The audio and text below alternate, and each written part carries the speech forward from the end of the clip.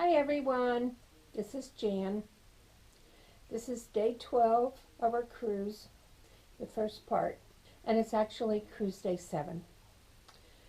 We come into the port of Georgetown, Grenada. We have been there before. We were there probably 40 years ago, and we were there again probably about 2 years ago. We decided to just do a walking tour of Grenada, and as we do on every island, we went to the native shopping district and I bought a few things. Nothing big, just souvenirs to bring home, like maybe ornaments or something like that. We walked around downtown Georgetown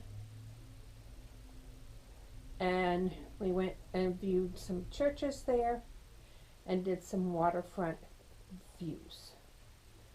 Beautiful island, beautiful day. See you later.